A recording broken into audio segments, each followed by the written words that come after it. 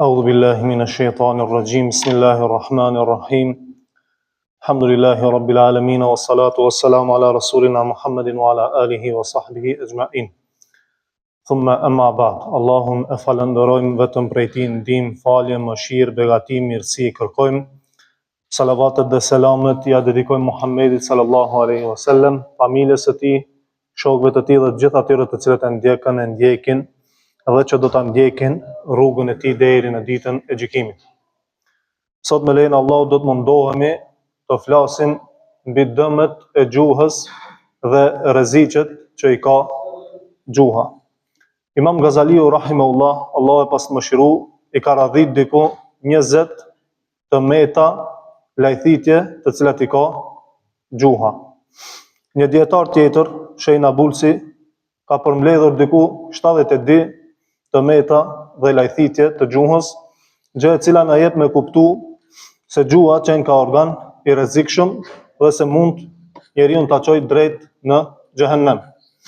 Sikur se që tha pejgamberi sallallahu alaihi wasallam, se ajo që më së shumti do t'i dërgon njerëzit në zjarrin e xhehenemit, njëri organ është gjuha. Organi më i padëgjueshëm për njeriu ngelet gjuha e tij. Atëherë, me patjetër duhet të cekim disa çështje që të mund të ruhemi e të kemi kujdes. Fjalët kryesisht ndahen në 3 lloje. Lloji i parë janë fjalët e dobishme. Lloji i dytë fjalët e dëmshme dhe lloji i tretë fjalët e kota. Fjalët e dobishme janë ato fjalë që janë të lejuara nga të cilat kemi dobi në dynja dhe në ahiret, kur flasim për fe, kur punojmë, kur flasim për hajr, kur këshillojmë, kryesisht janë fjalët e mira, ashtu sikur se që ka thonë Allahu, wa qulu lin-nasi husna, dhe thuaju njerëzve, fjalë të mira. Fjalët e dëmshme janë fjalët të cilat njeriu ka dëm si në dynja, edhe në ahiret ka dëm edhe për vete, ka dëm edhe për të tjerët. Në këtë grup bën pjesë edhe gibeti, përgojimi. Allahu në Kur'an thotë: Ya ayyuhalladhina amanu ijtanibu kathiran min adh-dhann inna ba'da adh-dhanni ithmun wa la tajassasu wa la yaktab ba'dukum ba'da ayuhibbu ahadukum an ya'kula lahma al-akhihi maytan fakarihtumuhu wattaqullaha inna Allaha tawwabur rahim. O ju që keni besu, braktisni dyshimet, para gjykimet, pasi që pas dyshimit ka mëkat, dhe mos shpiononi, mos e përgojoni njëri tjetrin. A dëshiron, thot, ndonjëri prej jush që të haj mishin e vëllaut të tij të vdekur?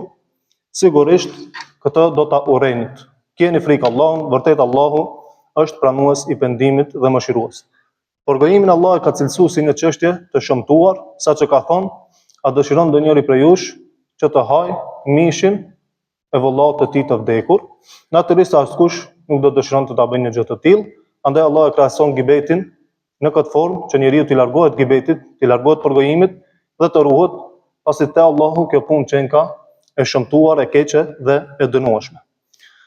Në grupin e fjalëve të dëmshme hyn edhe gënjeshtra, ofendimi, nënçmimi, sharja, përqeshja, akuzimi me pa të drejtë e të tjerë. Sa i përket fjalëve të kota, këto janë fjalë nga të cilat njeriu nuk ka as dobi e as dëm. Mirë po janë të ndaluar, pasi që e folura e tepërt, e folura e pa kontrolluar, domosdoshmë çon njeriu që të bëj gabime dhe të bëj mëkate. Ka thënë pejgamberi sallallahu alaihi wasallam: inna Allaha kariha lakum qila wa qal wa kathrati su'al wa ida'at al-mal. Allahu i urren për juve thashë themet, ato fjalë që ne i bartim thave të thash, pyetjet e tepërta dhe harxhimin e tepërt të pasurisë. Janë të urrejtura thashë themet dhe bartja e fjalëve. Ai tha, ky tha, ky tjetri foli, ky nuk foli, kështu me radhë. Pastaj janë të urrejtura pyetjet e tepërta, pyetjet e shumta dhe pa nevojë. Por ka edhe pyetje të cilat janë të ndaluara. Për shembull, kur njeriu pyet, e para prej tyre është kur njeriu pyet për gjëra që janë në kompetencë dhe dieni të Allahut të lartmadhëruar. Sigurisht se është dienia, dituria e Allahut se kur do të ndodh kiameti. Dikush mund të pyet se kur do ndodh kiameti. Allahu ka thonë për këtë në Kur'an: "Yes'alunaka anis-sa'a qul innama ilmuha indallah." Kur të pyesin ty për kiametin, thuaj, kjo dituri takon Allahu. E dyta që është ndaluar është të pyeturit rreth gjërave të padobishme dhe të panevojshme. Sikur se dikujt mund të interesoj se si kanë qenë emrat e banorëve të shpellës, për cilët flet Allahu në surën Kahf. Do në qoftë se i di, nuk ka ndonjë dobi prej tyre, në qoftë se nuk i di, nuk kemi ndonjë dëm. E treta që është ndaluar është me pyet për të përqeshur dikë, ose për të ironizuar tjerë.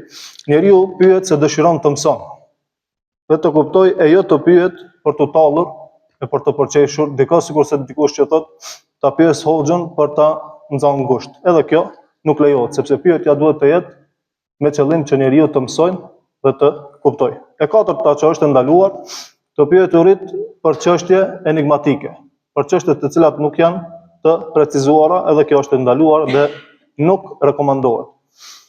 Një prej arsyeve pse ndalohen pyetjet e tepërta është se marrja me pyetje, marrja me teori e bën shoqërinë dembele dhe pasive. Derisa Islami është fe aktive, fe e punës dhe angazhimeve, nuk është fe e fjalëve dhe e muhabeteve. Andaj duhet kemi kujdes edhe me të folurit e tepërt, po edhe me pyetjet e tepërta. Disa dietarë thonë se me pyetjet e tepërta në këtë hadith të cilin ne po e shtjellojmë, ka për qëllim hadithi lipjen apo kërkimin e lëmoshës.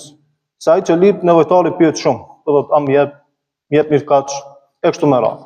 E kjo është e urrejtur dhe e përbuzur në përjashtim të rasteve kur të nevojës së madhe dhe kur s'ke rrugdalje tjetër.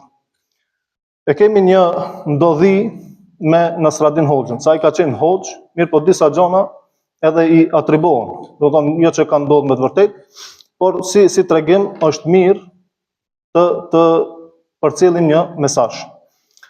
Kishte hip një ditë në kulm, do Nasradin Hoxha për ta rregulluar kulmin e tij, qeremidët që i ka pas në kulm. Mirë po dikush prej poshtë e fton. Që vjen deri poshtë, mirë po nuk i flet me zonë, me isharete, me shenja, i thot që të vjen poshtë. Nasradini zbret poshtë, dhe kur afrohet thot çfarë nevojë ke? Thot, a ke diçka për me më dhanë? Unë kam marrë për ku? Nasradini natyrisht si çdo njeri nervozohet, sepse nuk i ka thonë derisa ka qenë në kulm, po e ka detyruar të zbret poshtë. Dhe Nasradini ka qenë impret. Thot, nuk i flet, me shenja, me isharete i thot që të shkojnë bashkë deri në kulm. Dhe e merr me vete, shkojnë në kulm, kur arrin atje thot nuk kam. Edhe ky lipsari thot, po pse më hipe pra deri këtu? Po thot atë ti pse më zripe thot deri poshtë? Thot ke mujt edhe ti prej poshtë me më kërku, edhe unë të kisha thonë prej nalt që nuk kam. Prandaj kjo kur ndalemi te çështja e lipjes, meqense disa dietarë thonë se këtu hadithi ka për qëllim lipjen, kërkimin e lëmoshës, kjo gjë nuk duhet të shndrohet në traditë dhe zakon, por duhet të jetë në nivelin e nevojës. Kemi kujdes që kjo dukuri mos shndrohet në zakon, atëherë më vetë se bëhet e ndaluar dhe haram. Duhet të dimë se fjalët që ne i flasim regjistrohen. Këto e bëjnë melekët e quajtur kiramen katibin, shkruesit e ndershëm, për të cilët Allahu thot në Kur'an, kiramen katibin ya'lamuna ma taf'alun. Do të janë shkruesit e ndershëm, të cilët e dinë se çka punojnë. E dinë se çka punojnë njerëzit. Këta shkrues janë pranë njeriut. Dhe njëri i shkruan fjalët e mira dhe veprat e mira të njeriu, tjetri i shkruan veprat dhe fjalët e këqija. Ashtu Allahu ka thënë: "Ma yalfidhu min qawlin illa ladayhi raqibun atid." Dhe nuk e hedh, nuk e fol njeriu ndonjë fjalë përveç se e ka shkruesin e gatshëm afër vetes së tij. Këto shkrues janë në gatishmëri. Këto melek janë gjithmonë në gatishmëri. Si puna e diktimit në shkollë. Kur arsimtari dikton në shkollë, nxënësit shkruajnë në fletoret e tyre. Edhe këta melek janë në gatishmëri dhe presin që njeriu të flet, të veprojë dhe ata shkruajnë dhe regjistrojnë veprat dhe fjalët e njerëzve. Dhe në ditën e Kiametit secilit prej neve do t'i jepet libri i tij. Dhe Allahu do thotë: "Ikra kitabak kafa bi nafsika al-yawma hasiba." Thot, ja ku e ke librin tënd, lexoje dhe të mjafton vetja si llogaritës. Nuk ka nevojë me na i tregu punë, vetë do t'i shohim në librin tonë ahiret Allahu na thot, "Shih se çka ke punu", dhe het se thuj se nuk e kam bën, nuk e kam fol, pasi që gjitha janë të regjistruar. Andaj duhet kemi kujdes me punët dhe fjalët tona, se ato regjistrohen dhe për to do të merremi në llogari. Për mendimet, Allahu nuk na merr në përgjithësi, përderisa nuk i flasim dhe përderisa nuk i kalojmë në veprim. Allahu me mëshirën e tij mendimet na i ka fal, mendimet dhe paramendimet na i ka fal. Për fund, duhet ta dim se pejgamberi sallallahu alaihi wasallam ka thonë: "El muslimu man salima al muslimuna min lisanihi wa yadihi", musliman është ai nga i cili janë të shpëtuar, janë rahat njerëzit, muslimanët e tjerë nga gjuha dhe dora e tij. Musliman tamam, musliman hakikat i nënshtruar është ai i cili i lë rahat muslimanët dhe nuk i dëmton as me gojë, as me punët e tija. Ilaçi më i mirë është heshtja. Kështu ja mbill derën gjunaheve që bëhen me anë të gjuhës dhe ruhesh nga dëmtimi të tjerëve, sikurse që ka thënë pejgamberi sallallahu alaihi wasallam: "Men kana yu'minu billahi wal yawmil akhir, falyakul khairan aw liyasmut." Kush e beson në Allahun dhe në ditën e gjykimit, le të flet fjalë të mira ose le të hesht. Dëmet e gjuhës janë të shumta dhe të rrezikshme, kur njeriu i di këto rreziqe, e ka më të lehtë që t'i thot vetës ndal dhe mos u ngarko me gjunahe dhe me mëkate. Allahu na fal dhe na mëshiroft, Allahu ju shpërbleft për vëmendjen.